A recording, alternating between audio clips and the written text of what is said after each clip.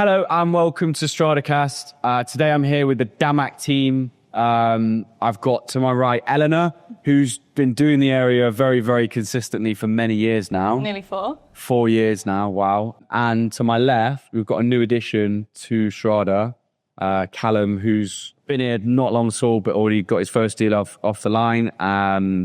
And also, you've done damac for quite a while, haven't you? Yeah, 2.5 years now. Yeah. Brilliant. So welcome both of you. So we are predominantly a damac hills team, so we'll kind of start on damac hills. So where would you say the market is today in damac hills? I think I can obviously only speak and account for 2022 when I first came over. So what I find in 2022 was it was a forgotten about community. Even the household names, I started at Allsop. It was kind of a throwaway community. They didn't pump too much into it, not too many agents, and you didn't see too much money being made there. So obviously we went into it, and the result of that really, it was self-explanatory. You know, it was difficult to get anything sold. We'd have numerous listings. Was that because more of like the stigma around? The stigma still remained. Yeah, the stigma still remained. I mean, to be honest with you, how I see it, obviously I wasn't there when damac fully handed over in 2017, 2018. But from what I gather is they launched it, they sold the dream, as they always do. They said you'll be getting this kind of quality, this kind of size. I mean, a lot of the time as well, they don't fully live up to the square foot sometimes. And what they delivered was not what they sold. Had they have initially said, look, this is what we're delivering, I generally don't think anyone would have had a problem with it, because the layouts are great, the sizes are great, the community as a whole, you cannot floor damac as a community, in my opinion. You know, their amenities are really top notch. And I think that what happened with that was it got a bad name, you know, the quality and everything. So I think when I came in 2022, that was still hovering around, you know, the stigma. We were really trying to convince people to buy there. I was actively calling out on the system for buyers, like, please come and see my house. Though, like, I was like a few years before that, but even when I started, it was like you had so many vacant units. I was in an apartment area, so it was like you'd go and take them to the whole building, walk through one door, next door, and it's like now the market's kind of shifted. So where we're at now, I guess it's a fully end user community. Completely. And would you say like there's a lot of availability, a lot of stock? And depending on which style you're going to be looking for, as Elle will tell you, you predominantly work with the older stock, which is the larger layout. We see a lot of renovation buyers come in, or end users looking to upgrade. Yeah. The newer stuff, which I mainly focus on, it's a lot smaller, right? So I don't know damac, so you tell me, like, what is the newest stuff in damac hills? So you've got Silver Springs 3, which is up by the clubhouse. There you've got 3-bedroom middles, 4-bedroom middles, some back-to-back, some internal row. Then you've got the corner units, which is a good addition because they are on the golf course. You don't mind me saying the layouts are like damac lagoons. If you want to compare the new builds, they're similar to damac lagoons. Very similar, but there's quite a few different floor plans. Yeah. But So is that near the golf course? yeah, as soon as you come up to the clubhouse. Okay, that makes sense. So it's good because throughout Dubai at the moment, really, there's no other community that offers golf course facing townhouses, right, apart from Jumeirah Golf Estates, and the entry point's quite high. So to get the good value for money there, a lot of people are seeing the potential, right, because other communities, it's only big golf course facing villas there. And to have like handed over villas or just handed over villas that's in an established community, because usually you'd have these townhouses and you're waiting years for the rest to be finished. What's really beneficial as well is obviously, I mean, I've sold a couple there, you've sold mainly in Trump, like obviously quite a few, we sold one together. I don't actually know what handover, let's say Silver Springs 3, I like to think it'll be next month fully. Quite a few people have taken handover already. However, my first one that I sold was, I think Q1 this year, to a mortgage client. damac offer a mortgage service. If you go through their mortgage department, you and I have both worked with obviously the brokers there quite a few times in order to finance prior to handover. So I think that there's a lot of buyers that were looking to get in at that point, because obviously we all know that there could be, you know, a higher premium when people do take handover, and more buyers know that it's accessible for them to purchase. Yeah. No, very, very interesting. So you touched on renovations before. Are you finding now, because I know like when I was looking a while ago, like, is it THLs? That's what you specialize in. But I found that at the time that was the place to buy, renovate, exit. Is there the market now? Are we appreciate it too much? Do you want me to be completely honest? Yes, the end users have completely push the prices up. And the honest truth, what the investors have done, obviously there's a whole load of different investor groups that have done it, that have been really successful. However, you need to move on past a point. You need to get higher and higher in price point. You can't keep flipping the same layout type. And I think the difficulty with it is as well, they've done this, obviously buyers from as well. The biggest stigma with damac is the quality, which is still a running thing. I don't know if you have it. Obviously, you're on the newer stuff, so maybe not. People come in and it's, no matter what, it's, you know, a setback that they mention to me. So the argument is always, okay, you go elsewhere, you pay a premium for quality, but a smaller square foot. You come here and you obviously take better value per square foot. And also quality and renovation is something you can change. Would you not rather buy the not so perfect house, but be able to change the issue you have with it? And then end users are coming from ranches, Victory Heights, Talau Gaff, to these upgraded houses. Yeah. They're seeing it and they're saying, how was this originally? And they're getting the idea, they're getting a taste for it, and then they buy standard. Yeah. And they'll be willing to pay a little bit higher on the standard than an investor would, because they're not flipping it. They're renovating it for end use. Okay. So what would, just for me, like if I was looking like a Sidra, what would, like a fully upgraded Sidra, what would be the closest comparable to that? Like three bed, 4 bed. I don't really know, I'll be honest with you. We don't have buyers that look in Dubai Hills. Dubai Hills have buyers that look in damac Hills, really. Okay. You might do on some of the newer stuff. For the closest comparable to a Sidra, which I have the crossovers with, is going to be like a V4 or a V3 layout. So that's a 5-bedroom standalone. V4 is 3,850 BUA. V3 is around 4.1. Like it's 4.1, yeah. What kind of price are you looking at? But this is the thing. So you enter into Sidra on a 3-bed standalone, right? In damac Hills, you enter in, let's talk about the older stuff that are bigger, on a 5-bed. So V4, V3, you know, one just went for 6.5. Wow. Yeah, so people are seeing the value for money. Wow. Yeah, but depending on which cluster, sometimes as well, you might get a little bit more of a premium or the view. We've seen stuff on the park going for crazy money. Well, it's the location, isn't it? The amount of people as well. And I think that this is, again, where damac Hills has picked up, especially over the last 2 years, companies hear about it, agents hear about it, they pump a load of new brokers into it, who, of course, I get it. I started where I didn't understand, damac Hills. I think my memory is quite photographic when it comes to, like, what layout exists where, isn't it? Like, I know where the clusters are, I know what houses exist, and I have a buyer come and they say, oh, I want, you know, a standalone 5-bed V4 or V3 especially, and they say on the park, and I'm like, do you know how many exist? Like, generally this is gold dust. They've unfortunately only built a handful, and I'm more than happy to sit down and go through each owner, end user, fully renovated. You're coming to me with a budget of, let's say, 7.5 million for something back in the park. Not plausible. Like, the houses have been renovated. Like, maybe there's 1, 2 hanging around. Are they going to sell? Where are they going to buy to get something similar? Interesting. So when we're talking about, and we've gone on renovation buyers, if we're talking about the current clientele you will see, I asked this to Dubai Hills in a podcast recently, but if you were to say like the typical kind of client you'd have, nationality, are you dealing mainly with end users, couples, families, or is it single people, individuals, or is it mixed? Depends on which style of unit really that you're going to be going for. I mean, in terms of some of the units where I mainly lean towards, which is in Bel Air, we're looking at a standalone, probably for the end user, good value for money. You do get some investors as well for the smaller golf course facing townhouses or the corner ones similar to me in El Sol. You might get an end user, could be a retired couple, someone who really enjoys the golf. Golf. Yeah, sure. So, that's who we sold to. Like a proper, I played it many times. Yeah.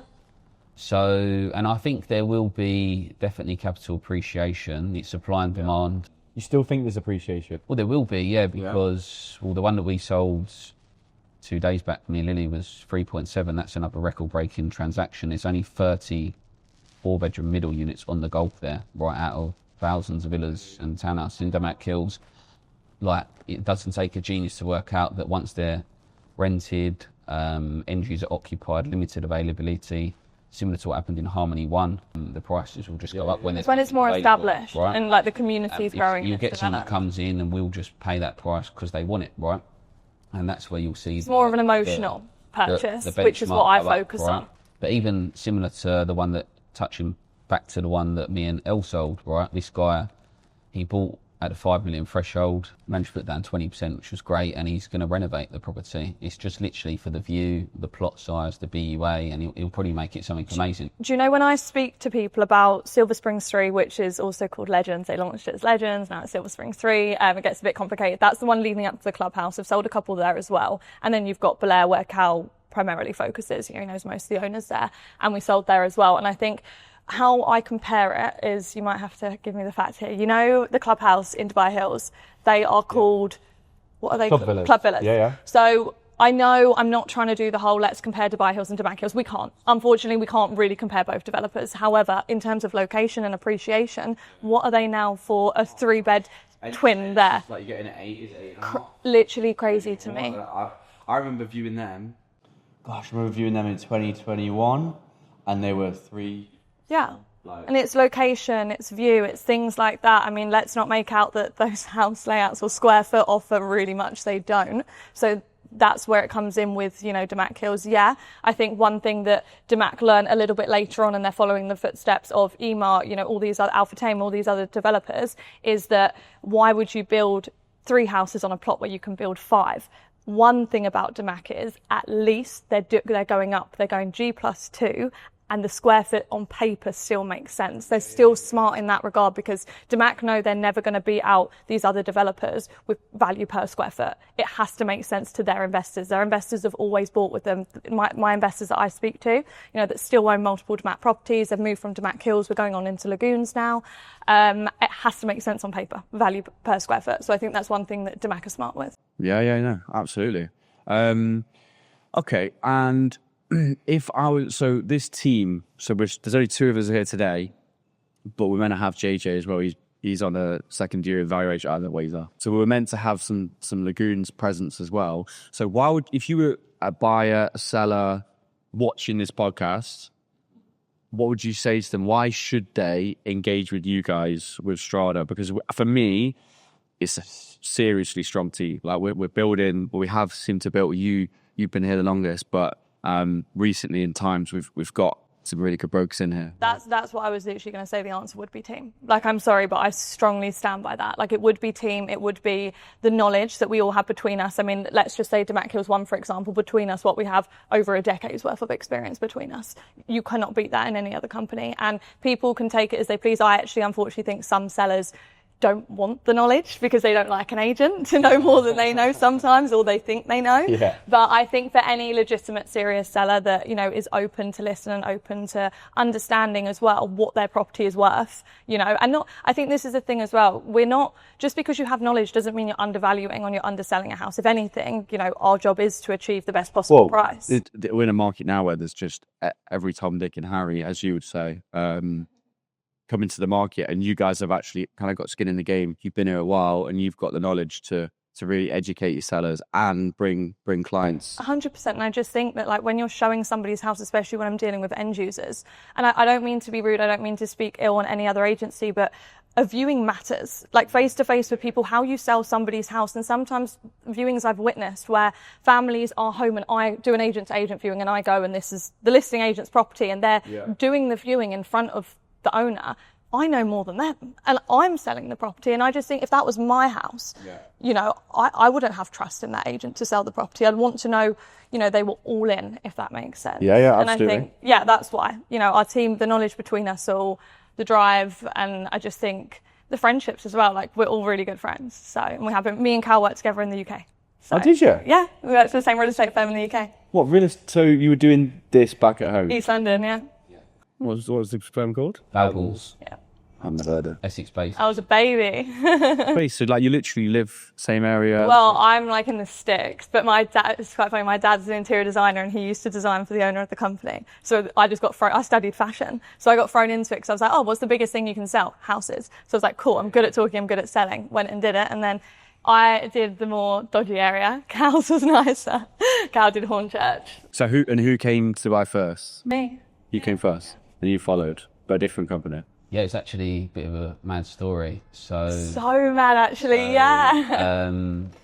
So I was in the flagship office, one of the top performers, got a promotion to another office, and then was trained to be assistant manager, wasn't happy, where I am. Obviously spoke to Elle back and forth, toying with the thought of moving to the other side of the world. We weren't like, we were friends, but we weren't like super close to the point where I knew somebody, everything. Contacted me, and I flew over for a secret weekend and had a couple interviews, right? Yeah, no, just to see where it was at, if this is for It's me. always on the download this guy. Went to Allsop and literally went to bumped into her and Heroes. Bumped into each other. No way, we come downstairs, had a coffee, decided that wasn't for me. Went to another place, and obviously now and he got given damac Hills. Yeah, we've reunited and been friends for many years, done many deals together.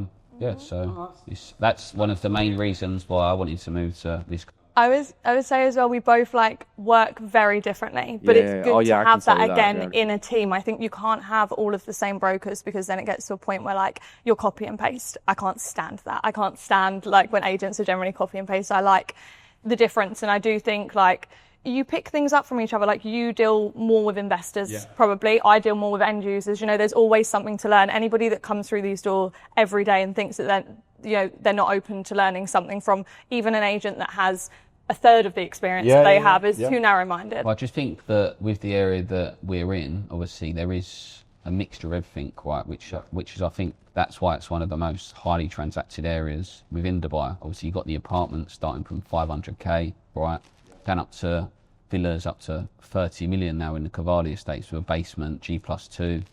We're seeing a lot of high-ticket buyers come into the community, seeing the price per square foot, the value for money, especially on the golf course, right? So people will come in even if they're going to renovate and what's not. And also a lot of people are seeing that in lagoons as well now. To buy the basement in the lagoon for 13, 14 mil. If you go across the road to Tel Al Gaff and think what the price is there, what's it, 40 starting, right? I know they're sometimes much bigger, the developer quality, some people arguably say it's better, but if you're going to rip it back, something you can change, exactly. And put a couple of into it, make it turnkey how you want it. It's in Venice, standalone cluster on Lagoon. Well, how I see it is you buy something, and then I can't account for every single layout type or price point, but you buy something, and let's just give a comparable in another community. Even still, after you put $1 million, $2 million, $3 million, dependent on which entry you're going into the property, you are still likely not touching what you would have to pay elsewhere, and you have essentially a full custom on what you wanted to do to the property, your own stamp on it. It doesn't make sense to me. I think people need to be way more open to the idea, and I do think that British buyers are coming over and they're seeing that actually, because they have to renovate in the UK. That is just a thing. You don't buy a house unless you bought one that's already been renovated in the UK and live in its livable condition from the 1900s. It doesn't happen. One of the main things for me which sells the area is community, right? So when I come over from London on the outskirts, Essex Way, see a lot of green space. Here in Dubai, it's a bit of a concrete jungle, right? So Dubai Hills, obviously we've got great parks, amenities. Damac Hills you have, and I know a lot of people that live in surrounding communities that actually come to Damac just for the facilities, to meet friends, all the sports facilities, the clubs. So yeah, I think that's one of the main key selling features is the community. It is a multicultural community as well. It really is. We are, a lot of the time, obviously, it's a point from many end users. They ask me what nationalities primarily live here and things like that. And I honestly, you can't. It's from all over the world. Obviously, Dubai has certain nationalities that, there's more people living here. But in Damac Hills, I do feel like it is super multicultural, to be honest. Over the years, I've worked with so many different clientele. And I love meeting people from all around the world. I feel like it does really make the job more enjoyable. Absolutely. I think I was in here with the Tel Al Gaff team a few weeks ago. And they said they're up to I can't remember the exact figure, but 60-70% British at the minute for the units that are handed over. And that just from people that are in here, but it's good to see. You want, you come to Dubai, you don't just want to be the same as home. You want a bit of a... But with Tel Al, my family lived there. My nephew goes to the school there. It's a British school, British headmaster. Yeah. So it's going to drive more people towards that area. Which Lagoons is just behind, isn't it? Yeah, Damac is, but even my sister would say there's a lot of people within the group chat, they own in Lagoons and what's not, investors and things like that. So they own locally, right? Yeah. Do you think you guys seeing a lot? I know it's only a few Santorini's hand over in Lagoons. are you seeing a lot of clients moving over, or like? Yeah, I'm seeing a lot of cross sales. I've got for me, look, obviously with the townhouses, I think there will be an oversupply very soon with 3, 4 beds, 5 bed corners, right? At the moment, obviously, you just got Santorini. The next thing that I'm excited to see how it reacts is that Santorini V4s, which are back-to-back, and the V3s, which are single row, how they'll react to the first standalone villas being released into the market from Damac Lagoons, right? Which is when? Can't say. So hopefully soon, right? We'll see. But then after that, it's the comparables. This is what some people are realising now for the leads that I'm getting from some clients, some investors living locally. All right, well, why would I buy a V4 or a V3 layout for 6.5 to 8 million or something like that, which is run down and 5 years plus old, right? Well, when I two of go my to clients Lagoons, did, yeah. right? If you go to Lagoons and you're like, I've got something on there at the moment, won't say where.